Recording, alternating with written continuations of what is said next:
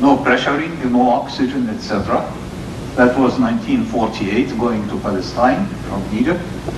And somehow above I felt very oppressed. I perspired. I couldn't breathe. And because, of course, as we go higher, the oxygen tension diminishes, and there comes a height when my oxygen is not enough for me. Until I read it again, the Quran, must have read it several times, but after this experience, I asked myself, well, how could Muhammad know that?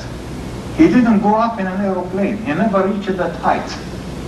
And this and the others are very strong indicators that at least to prove that this Quran was not written by Muhammad. It is fairly recently, because humanity has only recently attained the ABC of science that we have attained today. And there will be more to come century after century. As a matter of fact, mentioning the Quran and science, we must realize, we Muslims must realize that Allah tells us, I have given you two books, one of which is the Quran. Because when you read the Quran, you find in it time and again, go and read the other book. Allah tells us to go and read the other book, and the other book is the universe. And the Quran is replete. Go, see how camels were created. Go and think about the fetus in its mother's uterus with the various stages. Go and look at the mountains. Go and seek the news of people before you. As a matter of fact, if you read the Quran with an Islamic conscience and awareness, you will find the Quran telling us, go and study biology, geography, astronomy, history, human sciences. Even there is a verse in the Quran which was overwhelming to me. قُلْ سِيرُوا فِي الْأَرْضِ فَانْظُرُوا كَيْفَ بَدَأَ الْخَلْقِ. See what the Quran says? Go about on earth in order to discover how Allah started the creation. This is science. This is a direct order to pursue science. And the Muslims at some stage in their history took it seriously, and they were really leaders in science. Because we know of Allah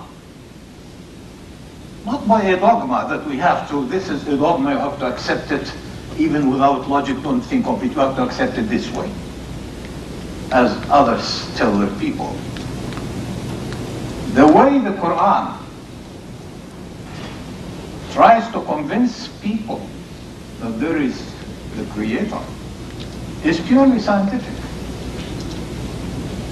As the Bedouin Arab in early times, at the time of the Prophet, he walks in the desert and he says, if I see a footprint, it must mean that there was some traveler here. If I see a camel dropping, it must mean that a camel passed this way. So it is the reasoning and the whole argument of the Quran improving the deity, Allah subhanahu wa ta'ala, is challenging the human mind in order to think and ponder and reflect. And you know the famous example of Prophet Ibrahim, who didn't believe in the idols, and so he looked at the star and then the moon and then the sun. All those followed certain specific laws. Who put the laws? Then the Creator must be the one beyond the creation. There is the book of the universe, and there is the book of the Sharia that we read in the Quran. And when we read in the Quran, for our knowledge of Sharia, we see a very diverse scope in the Quran. There is something that relates to Aqidah, the creed. قُلْ هُوَ اللَّهُ أَحَدٌ اللَّهُ الصَّمَدُ لَمْ يَلِدْ وَلَمْ يُولَدْ وَلَمْ يَكُنْ لَهُ كُفُوًا أَحَدٌ. This is our creed. Allah la ilaha illa huwa al-hayyul qayyum. Allah, there is no God but Him, the ever-living, the supervisor and sustainer. And then you read through the Quran, you find rites and worship. يا أيها الذين آمنوا اركعوا واسجدوا وعبدوا ربكم. This is worship. Unfortunately, some people reduce the religion to this, but this is worship. Go and say your prayers, and the fast Ramadan, and the food, do the Hajj, etc. But then it is also a book of character and behavior. What should the Muslim character be? And whether you read it in the advice of Luqman to his son, or in وَعِبَادُ الرَّحْمَنِ الَّذِينَ يَمْشُونَ عَلَى الْأَرْضِ هَوْنًا, those servants of Allah who walk humbly on the earth, and when the ignorant abuse them, they say, peace, peace. وَالَّذِينَ يَبِيتُونَ رَبِّ. Various descriptions of the Muslim character carried to us by the Quran. You will find the governance. وَأَنِحْكُمْ بَيْنَهُمْ بِمَا أَنزَلَ اللَّهُ وَأَنِحْكُمْ إِنَّا أَنزَلْنَا الْكِتَابَ بِالْحَقِّ لِتَحْكُمَ بَيْنَ النَّاسِ بِمَا أَرَاكَ اللَّهُ. We have sent you the book in truth so that you would govern the people the way Allah indicated to you. The Quran would say, وَمَنْ لَمْ يَحْكُمْ بِمَا أَنزَلَ اللَّهُ فَأُولَئِكَ هُمُ الْكَافِرُونَ. Those who do not rule with what Allah has sent, these are the kafirs. In another verse, the fasiq. And another verse, the zalims. You will find a hint at constitutional life of the nation. And long before current democracy was known, وَشَاوِرْهُمْ فِي الْأَمْرِ. And this came after an incident when they went to the Battle of Uhud and the archers disobeyed the orders of the Prophet, leading to the defeat of the Muslims. And coming back, and Allah tells him, فَعْفُ عَنْهُمْ, forgive them, وَاسْتَغْفِرْ لَهُمْ, ask Allah for their forgiveness, وَشَاوِرْهُمْ فِي الْأَمْرِ, consult them. And as a matter of fact, the very going into the Battle of Uhud, the Prophet was not of the opinion to go to Battle of Uhud. His opinion was clear. We stay in the Medina, we dig hard, and we defend the Medina. But the majority around him said, no, what a shame to wait in our city until the enemy comes. We should go and fight them.